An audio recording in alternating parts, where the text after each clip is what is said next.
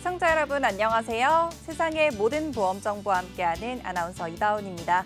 저희 프로그램에서는 보험을 준비하는 과정에서 생기는 작은 고민부터 과도한 보험료로 걱정하시는 분들이 한 분도 계시지 않을 때까지 보험에 관한 고민과 궁금증을 함께 풀어보고 있습니다. 보험 불만제로는 카카오TV와 네이버TV, 유튜브를 통해서 시청하실 수 있고요. 유튜브 검색창에 NBNTV 검색하시면 실시간 방송으로도 참여하실 수 있습니다. 아울러 본 방송은 정보 제공을 위한 방송입니다. 보험 서비스 및 상품 판매와 중개에는 관여하지 않습니다. 그럼 오늘의 보험 불만제로 시작해 보도록 할 텐데요. 오늘은 세 분의 전문가 나와 계십니다. 전문가님 안녕하세요. 안녕하세요. 네, 네. 정책자금 기업 컨설팅 기업인 정기보험을 다루는 기업 컨설팅 전문가 임선빈입니다. 네, 보험을 알기 쉽게 풀어드릴 전문가 김보현입니다. 시청자 여러분 안녕하십니까? 늘 함께하겠습니다. 고객님의 보험 지킴이 김소연입니다. 네, 오늘 저희 보험 불만제로 함께해 주실 세 분의 전문가님들과 인사 나눠봤고요. 이제 본격적으로 오늘의 칭찬보험들 확인해 보도록 하겠습니다. 첫 번째로 칭찬받을 보험은 어떤 보험인지 화면으로 먼저 확인해 보시죠.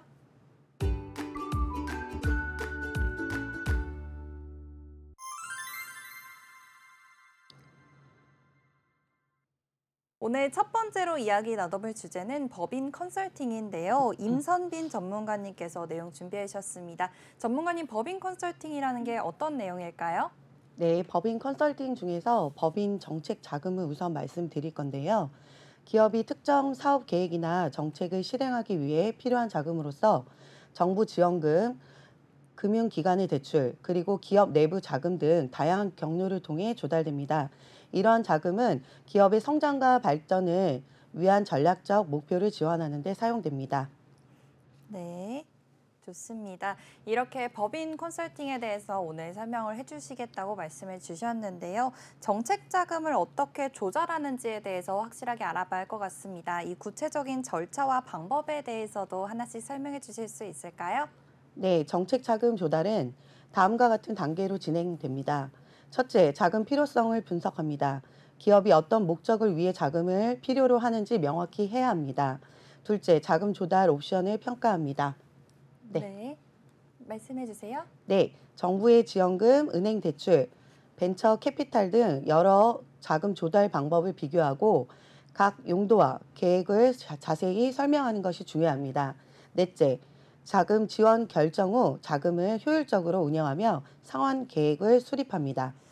네, 이렇게 정책 자금을 우리가 조달하는 방법에 대해서 네 단계로 나누어서 설명을 들어봤는데요. 정책 목적을 달성하기 위해서 각종 기금이나 아니면 정부 예산에서 지원해주는 대출 자금을 정책 자금이라고 부른다고 합니다. 그러면 이렇게 자금을 조달할 때 좀 고려해야 할 중요한 변수들이 있을 것 같은데요. 이 요소에는 어떤 것들이 있는지에 대해서 말씀해 주세요. 네, 자금 조달 시에는 용도와 목적을 명확히 설정하고 자금 조달 방법의 조건과 이자율을 비교하는 것이 중요합니다. 또한 자금 상환 계획을 철저히 준비하고 자금 운용의 투명성을 유지해야 합니다. 자금의 효율적인 운영과 관리가 필요하며 필요시 전문가의 도움을 받는 것도 좋은 방법입니다. 네, 좋습니다. 이렇게 자금을 조달할 때 중요하게 생각해 봐야 할 요소들에 대해서 말씀해 주시고 계신데요. 자금의 용도와 목적을 우선 명확하게 설정하는 게 좋겠다고 말씀해 주셨습니다. 이렇게 정책 자금을 활용할 수 있는 사례들이 굉장히 많을 것 같다는 생각이 드는데요. 전문가님께서 알고 계시는 이 구체적인 사례들에는 어떤 게 있는지 말씀해 주세요. 네, 예를 들어 기업에서 새로운 스마트폰 모델을 개발하기 위해서 연구 개발 자금을 필요로 한다면 정부의 연구 개발 지원금 프로그램을 통해서 자금을 확보하실 수 있습니다. 또한 다른 기업에서의 해외 시장에 진출하기 위해 시장 조사와 현지 법인 설립을 위한 자금을 정책 자금을 통해 조달할 수 있습니다. 이러한 자금은 기업의 전략적 목표 달성을 지원하며 장기적인 성장을 도와줍니다.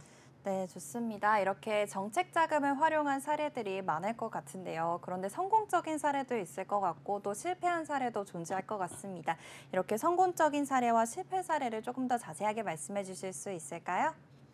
성공적인 사례로는 제가 관리하는 기업에서 정부의 창업 지원금을 통해서 혁신적인 제품을 개발하여 시장에서 큰 성공을 거둔 경우가 있습니다. 반면 실패 사례로는 기업이 자금 사용 계획이 부족하여서 지원금을 잘못 활용한 결과 예상했던 성장 효과를 얻지 못한 경우가 있습니다. 이 사례들은 자금 계획과 관리의 중요성을 잘 보여줍니다. 네, 이렇게 지원을 받아서 성공적인 사례가 되는 경우도 있고 그렇지 않고 자금 계획과 관리를 잘 못해서 실패하는 경우도 있는 것 같습니다. 이렇게 성공적인 사례와 실패하는 사례에 대해서도 확인을 해봤으니까요. 이제 법인 컨설팅에 대해서 알아보도록 하겠습니다. 정책 자금에 대해서는 충분히 알아봤는데 이 법인 컨설팅이랑 어떤 연관성이 있는 건지도 확인해 보도록 하고요. 법인 컨설팅이 어떤 건지에 대해서도 좀 자세하게 설명 들어보겠습니다. 그리고 왜 기업이 법인 컨설팅을 꼭 받아야 하는 이유가 있을지 이 부분도 설명해 주시면 좋을 것 같은데요. 네, 법인 컨설팅은 기업이 직면한 다양한 경영 문제를 해결하기 위해 전문가의 조언과 지원을 받는 서비스입니다. 이 서비스는 전략적 경영, 재무관리, 인사 및 조직 개발, 마케팅 전략 등 여러 분야를 포함합니다. 기업이 컨설팅을 받는 이유는 경영 문제를 해결하고 성과를 향상시키며 경쟁력을 강화하기 위해서입니다. 전문가의 조언을 통해 기업은 보다 나은 의사결정을 하실 수 있고 전략적 방향을 설정할 수 있습니다. 네, 법인 컨설팅이라는 건 결국 경영 문제를 해결하기 위해서 조언과 지원을 받는 서비스라고 생각해 보면 좋을 것 같은데요. 이렇게 경쟁력을 강화하기 위해서 기업이 컨설팅을 받는다고 설명해 주셨습니다. 그럼 이 법인 컨설팅의 과정도 알아봐야 할 것 같은데요. 어떤 방법으로 이루어지고 있을까요? 법인 컨설팅은 일반적으로 다음과 같은 단계로 진행됩니다. 첫째, 기업 분석 단계에서 기업의 현재 상황과 문제점을 파악합니다. 이 과정에서 재무제표, 운용 프로세스, 시장 환경 등을 분석합니다. 둘째, 문제 정의 및 목표 설정을 통해 해결해야 할 문제와 달성해야 할 목표를 명확히 합니다. 셋째, 솔루션 제안을 통해 구체적인 전략과 방안을 제시합니다. 넷째, 실행 계획을 수립하고 마지막으로 성과 평가를 통해 컨설팅의 효과를 측정하고 필요한 조정을 합니다. 네, 법인 컨설팅의 단계에 대해서 확인해 봤는데요. 우선 첫 번째로 현재 상황과 문제점을 파악하면서부터 시작이 됩니다. 이렇게 4단계가 끝나고 나면은 컨설팅 과정이 마무리된다고 보면 될 것 같은데요. 이런 법인 컨설팅의 주요 혜택들이 있을 것 같아요. 혜택들에는 어떤 것들이 있는지 좀 조목조목 말씀해 주세요. 네, 법인 컨설팅의 주요 혜택으로는 문제 해결, 성과 향상, 경쟁력 강화, 그리고 전문적인 조언을 통한 의사결정 개선이 있습니다. 컨설팅을 통해 기업은 문제를 효과적으로 해결하고 전략적 방향을 설정하여 성과를 향상시킬 수 있습니다. 또한 시장 분석과 전략 수립을 통해 경쟁력을 강화하고 전문가의 조언을 통해 보다 나은 의사결정을 할 수 있습니다. 네, 법인 컨설팅을 받게 된다면 받을 수 있는 혜택으로 4가지 정도를 말씀해 주셨는데요. 문제 해결과 성과 향상, 그리고 경쟁력이 강화될 수 있고 마지막으로 의사결정에 대한 개선이 있다고 말씀해 주셨습니다. 이렇게 법인 컨설팅을 받으면 받을 수 있는 혜택들이 굉장히 많은 것 같은데 실제로 어떤 사례가 있었는지에 대해서도 말씀해 주실 수 있을까요?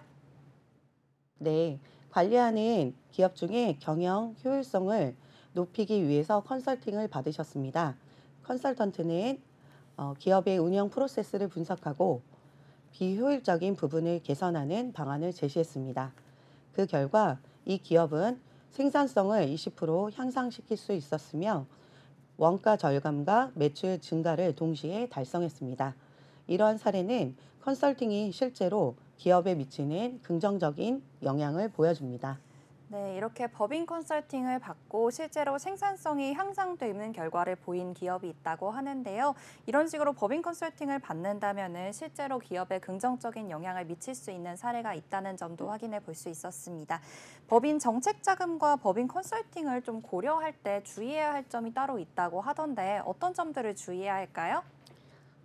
네, 법인 정책 자금은 경영 전략 수립이 중요합니다.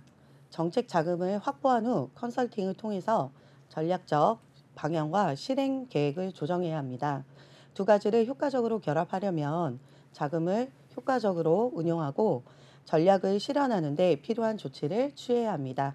또한 정기적인 성과 평가와 조정이 필요합니다. 네, 좋습니다. 법인 정책 자금과 법인 컨설팅을 우리가 고려할 때 주의해야 할 점에 대해서 말씀해 주고 계신데요. 정확한 자금 계획과 경영 전략 수립이 중요하다는 점 확인해 볼 수 있었습니다. 그럼 기업 컨설팅과 정책 자금에 대해서 이야기 나눠봤으니까요. 이제 기업인 정기보험으로 넘어가 보도록 하겠습니다. 기업인 정기보험이라는 게 정확하게 어떤 걸 의미하나요? 네, 기업인 정기보험은 주요 경영진이나 임원들이 가입하는 보험으로 갑작스러운 사고나 질병으로 인해 업무를 수행할 수 없을 경우 기업의 재정적 지원을 제공합니다. 이 보험은 경영진의 사망, 장기장애, 심각한 질병 등을 보장하여서 기업의 재정적 부담을 줄이고 경영 공백을 최소화하는 데 도움을 줍니다.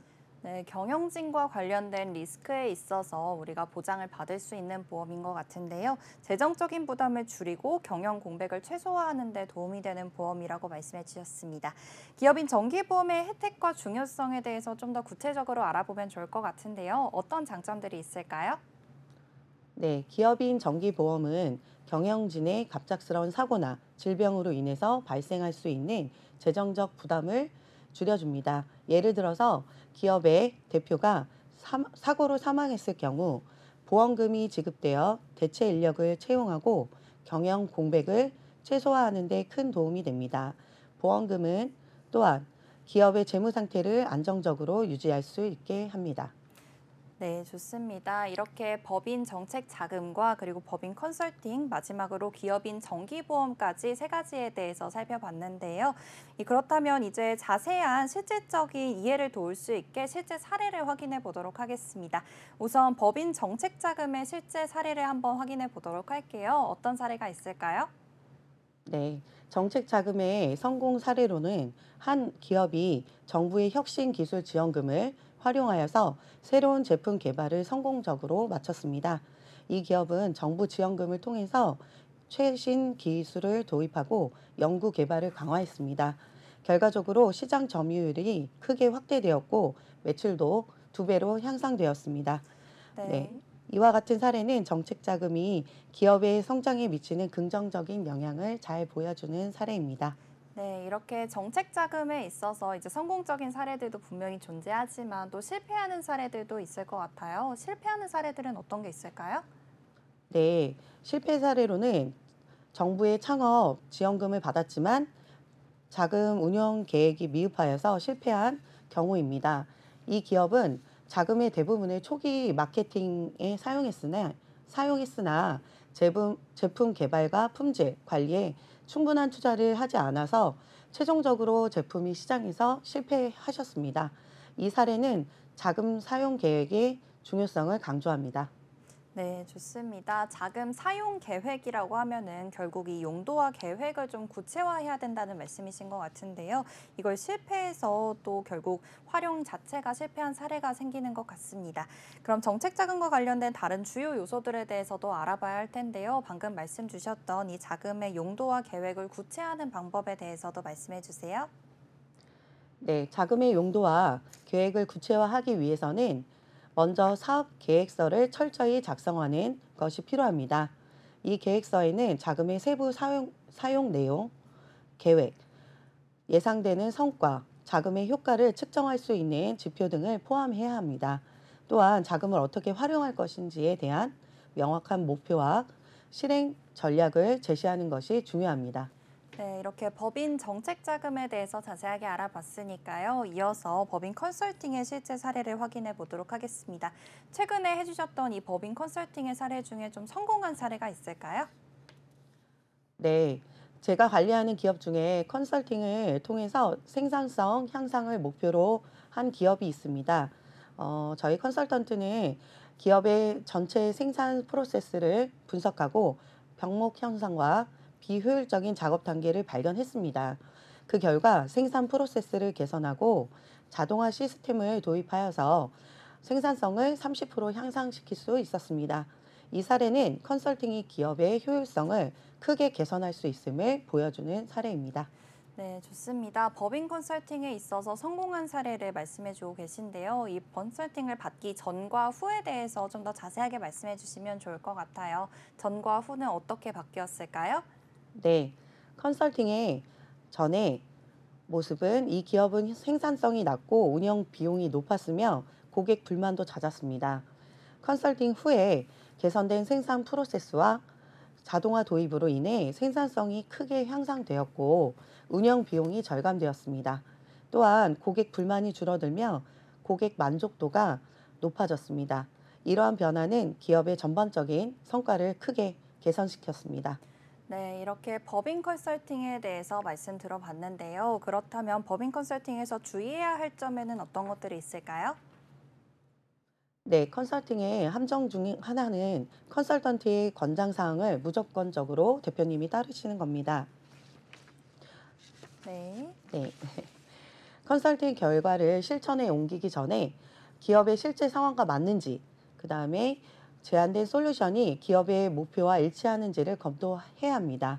또한 컨설팅 과정에서 발생할 수 있는 추가 비용이나 시간 지연 문제를 충분히 고려해야 합니다. 네, 법인 컨설팅에서 발생할 수 있는 문제점들에 대해서도 짚어봤고요. 그렇다면 이제 기업인 정기보험으로 넘어가 보도록 하겠습니다.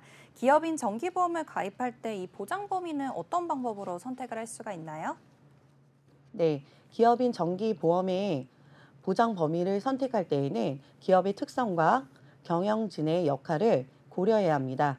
보장 범위에는 사망, 장기장애, 심각한 질병 등이 포함될 수 있으며 각 항목의 보장 금액과 조건을 신중하게 검토해야 합니다. 또한 보험사에 제공하는 보장 범위와 서비스를 비교하시고 기업의 요구에 가장 적합한 상품은 무엇인지 선택하는 것이 중요합니다. 네, 이렇게 기업인 보험에 대해서 알아보고 있는데요. 기업인 보험을 그럼 선택할 때는 어떤 기준을 두고 선택을 하는 게 좋을까요? 네, 보험 기업인 정기 보험을 비교할 때에는 다음과 같은 기준을 고려해야 합니다. 첫째, 보장 내용과 범위. 보험이 제공되는 보장 항목이 기업의 필요에 맞는지 확인해야 합니다. 둘째, 보험료와 납입 조건. 보험료가 기업의 재정 상황에 적합한지 검토합니다. 셋째, 보험사의 신뢰도와 서비스 품질. 보험사의 평판과 고객 서비스의 품질을 확인합니다. 넷째, 보험금 지급 절차. 보험금 청구와 지급 절차가 간편하고 투명한지 확인하는 것이 중요합니다. 네, 좋습니다. 이렇게 기업인 정기보험을 통해서 기업의 리스크를 관리할 수 있다고 말씀 주셨는데요. 좀 구체적인 예를 들어서 설명해 주실 수 있을까요? 네, 정기보험은 기업의 주요 경영진이 사고나 질병으로 인해 업무를 수행할 수 없을 경우 보험금을 지급받아서 대체 인력을 채용하거나 경영 공백을 최소화하는 데 도움을 줍니다.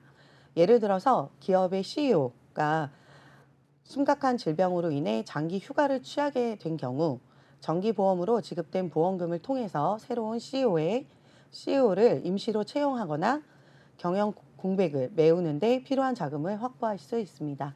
네, 그렇다면 이런 기업인 정기보험에서 우리가 가입할 수 있는 절차와 또 청구할 때의 절차에 대해서도 말씀해 주세요. 네, 보험 가입 절차는 다음과 같습니다. 첫째, 보험사의 상담을 통해 적합한 보험 상품을 선택합니다. 둘째, 보험 가입 신청서를 작성하고 필요한 서류를 제출합니다. 셋째, 보험료를 납부하고 보험 증권을 발급받습니다. 보험금 청구 절차는 사고 발생 후 보험사의 청구를 요청하는 것으로 시작됩니다.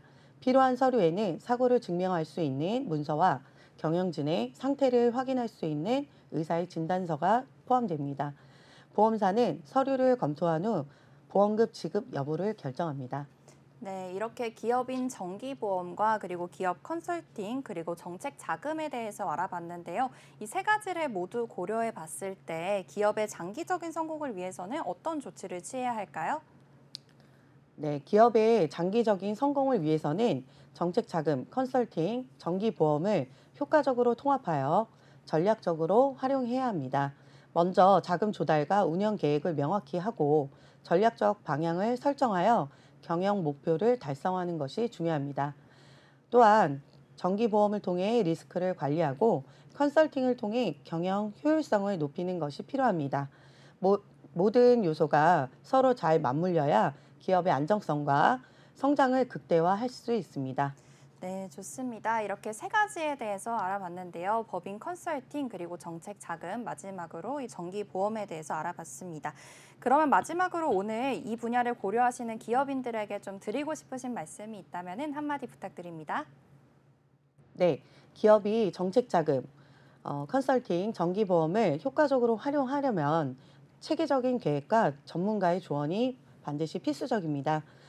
자금 조달과 경영 전략을 신중하게 수립하고 각 요소의 장단점을 잘 이해하고 맞춤형 솔루션을 도출하는 것이 중요합니다. 이를 통해 기업의 안정성과 성장을 극대화하여 장기적인 성공을 거두시기 바랍니다. 네, 오늘 정말 많은 내용 말씀해 주셨는데요. 그럼 오늘 내용에 대해서 마지막으로 정리 부탁드리겠습니다. 네, 기업의 정책 자금, 컨설팅, 정기 보험을 효과적으로 우리 대표님께서 잘 운영하셔서 운영과 그다음 성장을 극대화하셔서 성공을 이루시기 바라겠습니다.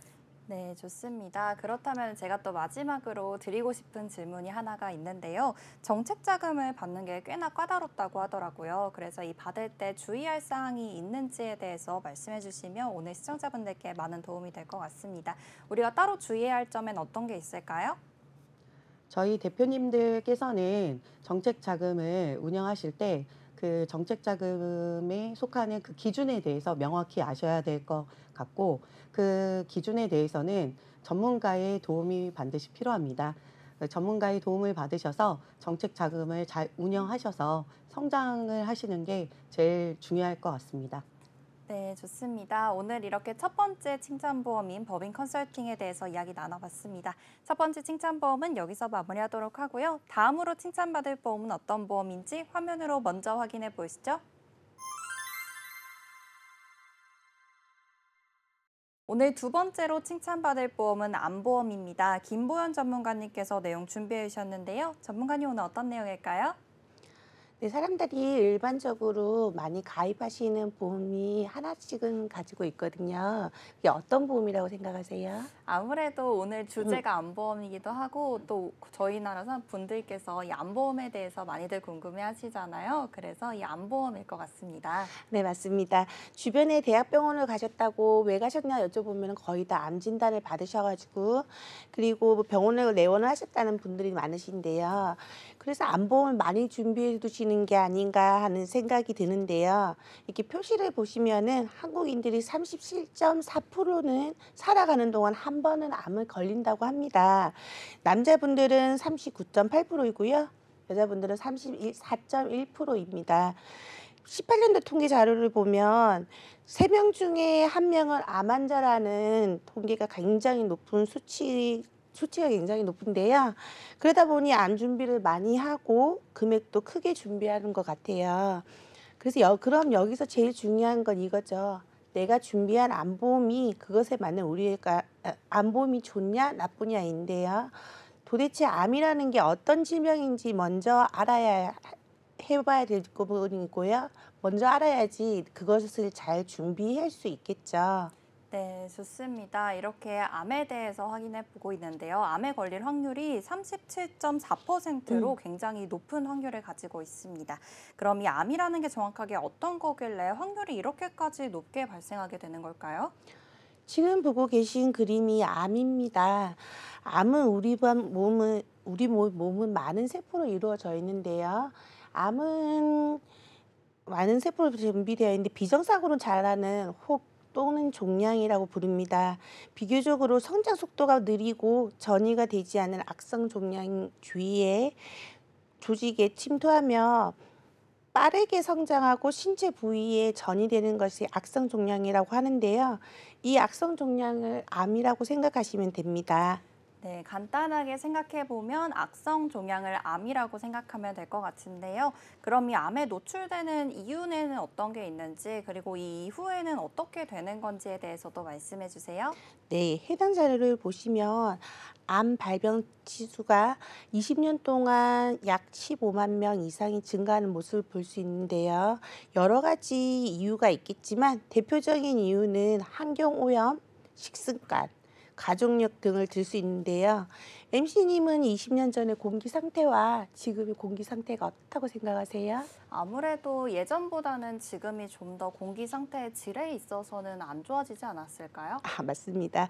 20년 전을 비교했을 때 산업 구조적인 문제, 생활 식습관, 아무래도 우리의 신체 세포를 병들 수 있게 하는 게 현실입니다. MC님은 1년에 건강검진 얼마 정도 받으시는가요? 저는 항상 연초에 한 번씩 하는데요. 아. 이 주기로 따지면 1년에 한 번씩일 것 같습니다. 네, 맞습니다. 대부분 1년에 한 번쯤은 건강검진을 주기적으로 하시는데요. 이렇게 주기적으로 건강검진을 하시다 보니까 암을 발견 확률이 초기에 많이 있으신데요. 환자 중 그 20대, 30대 발병률이 더 높아져서 대신 초기에 발견하는 것만큼 좋은 점이 있습니다. 초기에 발견하게 되어 기술이 더 없던 과거와 다르게 현재는 의학 기술 발달로 생존율이 상당히 높아진 게 좋은 점입니다. 네, 주변 환경이 바뀌면서 이제 암에 대해서 걸릴 확률도 늘어났지만 반대로 치료 기술이 좋아지면서 생존율도 높아졌다는 말씀 남겨주셨습니다. 다소 안심이 되는 것 같기도 하고요. 그럼 전문가님, 우리가 이 암에 대해서 준비를 할 때 어떻게 준비를 하는 게 좀 더 효율적으로 준비할 수 있는 방법일까요? 암을 준비할 때는 치료 기간 동안 힘든 부분이 무엇인지를 잘 생각하시면 되세요.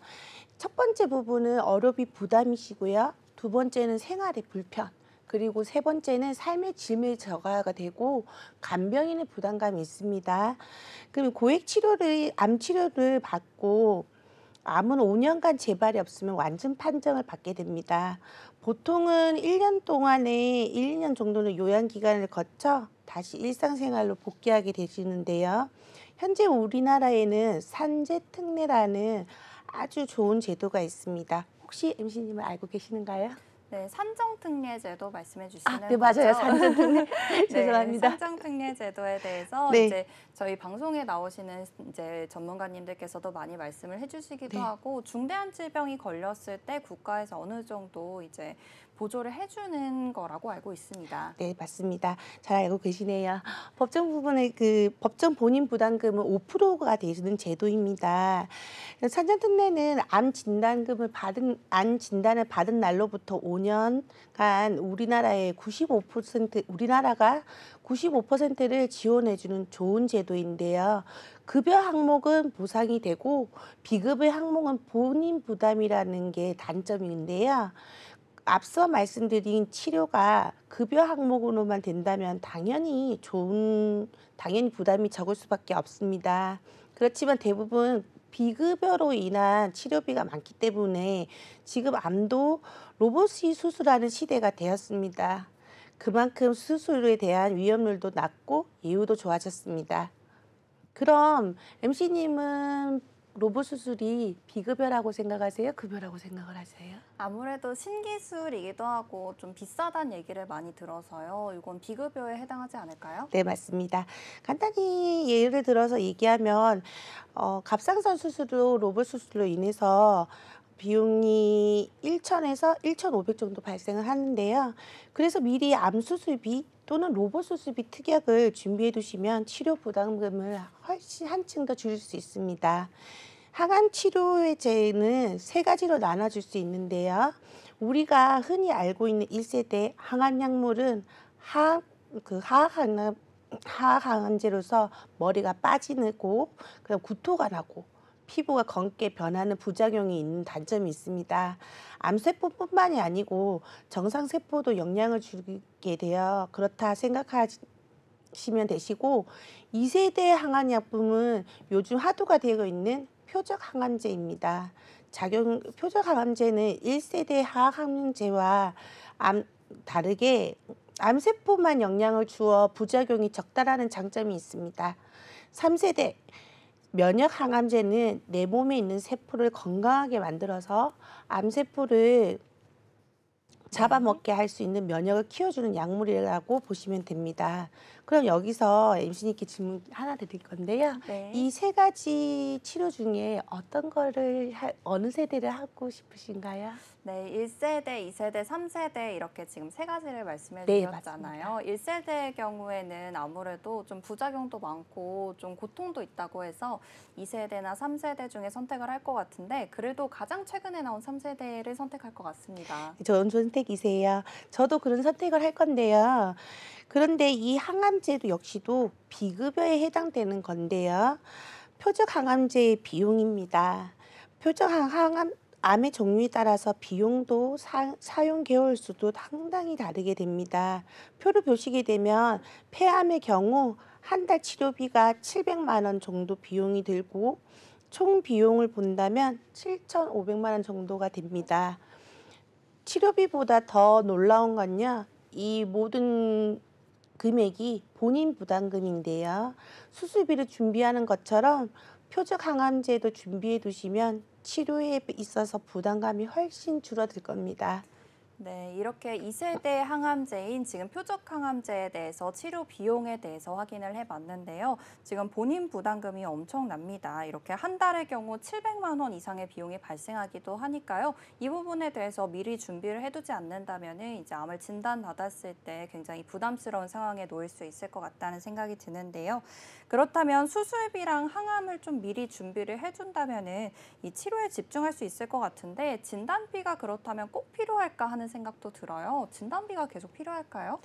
맞습니다. 암을 진단을 받고 나면 1년 혹은 2년 정도 요양 기간을 갖게 된다고 치면 지금 최저 생계비가 숨만 쉬어도 고정 지출비는 누가 해줄 수 있겠습니까? 그래서 암 진단비는 요양 기간 중에 더 나은 치료와 가족 생계 유지비, 진단비로 해결할 수 있는데요. 반드시 도움이 될 거라고 생각이 듭니다. 네, 좋습니다. 치료비에 대해서도 준비를 미리 해두어야겠고 이러고 이 진단비 같은 경우에도 내가 소득을 상실하는 경우가 있을 수 있으니까 이동안 나가는 고정 지출에 대해서 준비를 해두는 것이라고 보면 될 것 같습니다. 그렇다면 마지막으로 오늘 종합적인 내용에 대해서 정리 먼저 해주세요.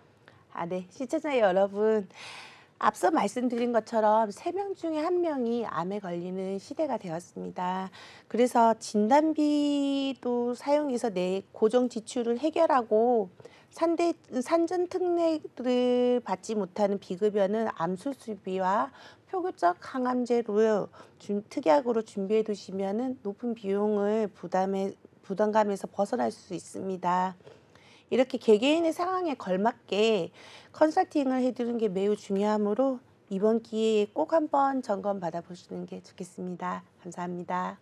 네, 오늘 이렇게 암 치료비와 그리고 진단비의 중요성에 대해서 말씀해 주셨는데요. 또 오늘 마지막으로 전문가님께 하나 질문을 드려야 될 것 네. 같습니다. 전문가님께서도 오늘 이제 암보험을 준비를 해주신 것처럼 암보험을 실제로 이제 갖고 준비를 하고 계실 것 같은데요. 네, 맞아요. 진단금은 어느 정도로 지금 가져가고 계신지 먼저 진단금부터 여쭤보도록 하겠습니다. 지금 어느 정도 준비하고 저 계신가요? 같은 경우는 진단비는 1억 정도 준비를 하고 있는데요. 근데 자기의 자기가 버는 거에 네. 따라 그리고 제가 준비해 둘 수 있는 거를 가장 이렇게 네. 기초를 두고 준비하시는 게 제일 좋은 것 같습니다. 근데 네. 진단금이 보험료 중에서 제일 비싼데요. 네. 진단금을 너무 부담스럽다 생각이 드시면은 암 치료비로 준비하는 게 가장 좋다고 생각하시거든요. 예, 네. 저도 지금 주요 암 치료비 부분도 많이 준비를 하고 있습니다. 네, 좋습니다. 그렇다면 우선 진단비의 경우에는 지금 1억 정도를 준비하고 네네. 계시다고 말씀 주셨는데요. 이 부분도 이제 개개인적인 능력이나 맞습니다. 상황에 따라서 네. 달라져야 한다는 내용 남겨주셨고요. 네, 1억이라면 사실 비갱신형만으로 준비하기에 좀 부담스러울 수 있겠다는 생각이 들어요. 그래서 갱신형이랑 비갱신형 중에 지금 어떤 걸로 준비하고 계신지도 말씀해 주실 수 있을까요? 네. 갱신형하고 비갱신형으로 준비를 해두고 있습니다. 네, 두 가지를 네. 섞어서 지금 준비를 해주시고 있는 상황이고, 그리고 이제 치료비에 대해서도 한 번 더 짚어봐야 할 것 같은데요. 전문가님께서도 지금 암주요 치료비를 갖고 있다고 네, 말씀해 맞습니다. 주셨잖아요. 그래서 이제 치료비에 대해서는 암주요 치료비 특약으로만 가지고 가시는 건가요? 저는 암주유비 특약하고 그다음에 표적 강암 치료, 네. 그다음 여러 가지 치료제가 의사의 견해에 따라서 다르기 때문에 여러 가지를 준비를 해두고 있고, 이것을 여러 가지 준비해 놓는 것보다 좀 힘들다 싶으시면은 간편하게 주요 항암 치료를 준비를 해두시는 게 좋습니다. 네, 좋습니다. 치료비도 일단 어떤 치료를 내가 받게 될지 모르기 때문에 다양한 치료에 대해서 준비를 해두는 게 좋겠지만, 그래도 이 보험금이 너무 부담이 되겠다 싶으신 분들께서는 암주요 치료비로 준비를 하는 게 좋겠다고 말씀해 주셨고요. 그리고 수술에 있어서도 한 번 더 이야기를 나눠봐야 할 것 같은데요. 전문가님께서도 이제 이런 너무 슬픈 얘기지만 진단을 받게 되신다면 암 수술에 대해서도 걱정을 해봐야 할 것 같은데, 수술비도 혹시 따로 준비하고 계신 보험이 있을까요? 수술비는 거의 다 질병 수술비도 준비를 하고 있고요. 그다음에 암 수술비도 준비를 하고 있는데, 이게 다빈치 수술이 요즘엔 개복을 하는 것보다는 비개복이 훨씬 더 이 암에 대해서 확률이 좋기 때문에, 성공 확률이 좋기 때문에 저는 수술비에 대해서는 이제 다빈치 쪽으로 많이 준비하고 준비하고 계시군요. 네, 네. 좋습니다. 이렇게 진단비 그리고 수술비 그다음에 치료비 특약까지 꼼꼼하게 준비하고 계신 전문가님의 암보험에 대해서 확인해 봤고요. 그럼 두 번째 칭찬보험은 여기서 마무리하도록 하겠습니다. 오늘 마지막으로 칭찬받을 보험은 어떤 보험인지 화면으로 먼저 확인해 보시죠. 네, 오늘 마지막으로 칭찬받을 보험은 이대질환 보험입니다. 이 내용에 대해서는 김소연 전문가님께서 내용 준비해 주셨는데요. 전문가님 오늘 어떤 내용일까요? 네, 안녕하세요. 네, 제가 오늘 시청자분들에게 전해드릴 내용은 3대 질환에는 속하지만 상대적으로 암보다는 관심도가 떨어지는 2대 질환에 대해서 말씀드리려고 합니다. 먼저 3대 질환이라는 명칭이 어떻게 생겼는지부터 알아보면 좋을 것 같습니다. 3대 질환은 한국인의 3대 사망 원인 중 가장 위험도가 높은 순위 기준으로 분류하고 있는데요. 1위는 암, 2위는 심장질환, 3위는 뇌혈관 질환입니다. 이 사망 원인 세 가지는 우리나라 연간 전체 사망자의 50% 이상 육박할 정도로 굉장히 많은 비율을 차지하고 있는데요. 대표적으로 질병 위험군이 높고 가장 무섭다고 잘 알려져 있는 건 암입니다. 우리 시청자 여러분들께서도 마찬가지로 보험을 준비하실 때 비교적 암에 대해서는 필요성을 느끼시고 우선순위로 준비를 하게 됩니다. 하지만 질병 위험 순위 2위와 3위를 기록하고 있는 2대 질환인 뇌와 심장에 관해서는 상대적으로 놓치고 계신 분들이 상당히 계실 겁니다.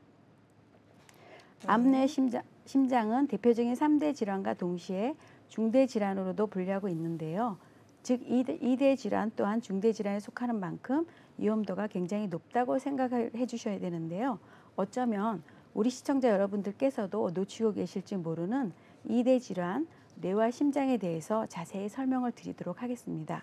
네, 3대 질환에 대해서 지금 오늘 다 짚어보고 있는데요. 이 2대 질환을 포함해서 3대 질환이 사망 원인의 50%를 차지하고 있다고 합니다. 다들 암보험은 하나씩 갖고 있는데요. 2대 질환 보험에 대해서는 좀 중요도를 높게 인식하고 계시지는 않은 것 같아요. 그래서 이 부분에 대해서도 한번 설명해 주시면 좋을 것 같은데요. 네, 통계청에서 매년 발표하는 사망 원인 통계에 따르면 2021년 기준 국내 인구의 사망 원인 중 2위와 3위는 심장질환과 뇌혈관 질환입니다. 2위와 3위를 기록하는 만큼 위험도 또한 굉장히 높다고 생각을 해주셔야 되는데요. 암, 뇌, 심과 같은 중대 질환에 대해서 매년 진료 인원은 늘어나고 있고 실제로 굉장히 많은 의료비를 부담하게 하기 때문에 각종 의료 기술과 진료 학력에 따라 진료비 또한 덩달아 증가하고 있는 추세입니다. 네, 그렇군요. 그런데 전문가님, 우리나라의 경우에는 이 건강보험에 대해서 굉장히 잘 되어 있잖아요. 그러면 날이 갈수록 진료비나 아니면 치료를 받을 수 있는 환경이 더 좋아져야 되는 거 아닌가요? 네, 맞습니다. 우리나라의 경우 건강보험이 굉장히 잘 발달되어 있기 때문에 진료비가 점점 줄어들어야 정상입니다. 하지만 진료비가 점점 늘어나고 있는 이유 중 하나는 의료기술이 발달함에 따라 새로운 의료기술과 장비들이 만들어지고 있는데요. 이러한 신의료기술을 사용함에 있어서 아직 건강보험에서는 일부 항목들을 비급여 항목으로 분류하고 있고 보장이 안 되는 항목들이 있기 때문에 수천만 원에 달하는 큰 의료비에 대해서 개인이 직접 부담하여 수술이나 진료를 받아야 하는 상황이라고 생각을 해주시면 좋을 것 같습니다. 네, 그렇군요. 이렇게 건강보험 적용이 되지 않는 비급여 항목에 대해서는 개개인적으로 준비를 해야 할 텐데요. 이 부분이 굉장히 비싸다는 말씀이신 거네요. 네, 맞습니다. 건강보험이 적용되는 수술이나 진료를 받으면 의료비 지출에 대한 부담은 줄어들 수 있지만 결국 대부분의 사람들은 새로운 의료기술과 의료장비로 진료와 수술을 받고 싶어 한다는 거죠. 요즘은 의료기관에서도 리스크가 적은 수술을 권장하고 있습니다. 그래야 후유증도 남지 않고 완치율 또한 높기 때문인데요. 결국에는 후유증 없이 완치할 수 있는 진료와 수술을 받기 위해서라면 일부 많은 금액의 의료비를 부담해서라도 진료받기를 선호하기 때문에 의료기술이 발달함에 따라 의료비 지출은 같이 증가하고 있는 구조라고 생각해 주시면 됩니다. 네, 결국에는 금전적인 여유가 있어야지 이 비급여 치료를 받을 수 있다는 말씀을 해주신 것 같은데요. 그래서 이 의료기술이 발달함에 따라서 진료비도 같이 늘어난다고 설명해 주신 것 같습니다. 그런데 혹시 이 이대 질환이 혈관과 관련이 있잖아요. 그래서 고혈압과도 밀접한 연관성이 있을까 궁금한데요. 고혈압과 관련이 있을까요? 네, 맞습니다. 고혈압은 고지혈과 당뇨와 마찬가지로 혈관 질환으로 이어질 수 있습니다. 우리나라 30세 이상 성인의 약 30%가 고혈압 유병자입니다. 3명 중 1명은 혈관 문제를 앓고 있다는 건데 고혈압은 사망 원인 2위와 3위에 해당하는 뇌혈관 질환과 심혈관 질환에 가장 직접적인 영향을 끼치는 질환이라고 생각해 주시면 좋을 것 같습니다. 우리가 일상생활에서 접할 수 있는 서구화된 식습관, 운동량 부족, 음주, 흡연, 미세먼지 등 모든 것들이 혈관에 좋지 않게 작용할 수 있다는 경각심을 가지고 들어주셨으면 좋겠습니다. 우리가 음식물을 먹고 치아를 닦는 것처럼 눈에 보이는 이물질이라면 언제든지 청소를 할 수 있지만 혈관의 경우 눈에 보이지 않기 때문에 따로 청소를 할 수 없다는 거죠. 청년혈관과 중년혈관, 노년혈관을 보시게 되면 청년혈관은 혈관이 깨끗하지만 노년혈관의 경우 각종 이물질과 노폐물들이 많이 쌓여 있습니다. 즉 살아가면서 청소를 해준 적이 한 번도 없기 때문에 결국 혈관이 막히거나 터지게 되었을 때 문제가 생기는 부분이 바로 이대 질환입니다. 네, 그렇군요. 우리나라에서 30대 이상 성인의 경우에 30% 정도가 고혈압을 가지고 계신 분들인데 그런데 이분들이 이대 질환과 직접적으로 연관이 있다고 보면 될 것 같습니다. 그렇다면 이대 질환의 경우에는 어떤 식으로 준비를 해야지 좀 더 효율적으로 준비할 수 있을까요? 네, 지금 보여드리는 표에서 볼 수 있는 것처럼 뇌혈관 질환이라고 해서 다 같은 보장을 받을 수 있는 건 아닙니다. 뇌혈관 질환 특약은 가입 형태에 따라서 보장을 받거나 보장을 받지 못할 수도 있습니다. 즉 내가 아무리 과거부터 보험을 준비했음에도 불구하고 정작 내 몸에 문제가 생겨서 보장을 받으려고 할 때 보장을 받을 수 없다고 한다면 굉장히 억울한 상황이 생길 수도 있는 질환인데요. 뇌혈관 질환은 뇌출혈, 뇌졸중, 뇌경색 모두를 포함하는 특약으로 구분하고 있고 그중 뇌출혈은 혈관이 막혔을 때 풍선처럼 부풀어 올라 터져야만 지급받을 수 있는 특약입니다. 그만큼 확률적으로 굉장히 적은 범위인 10% 정도를 보장하고 그 외 뇌졸중은 약 64%, 뇌혈관은 100%의 보장 범위를 보장하고 있습니다. 그렇다면 이대 질환에 대하여 효과적으로 준비할 수 방법 중 하나는 결국 보장 범위가 넓은 특약에 대해서 준비하시는 겁니다.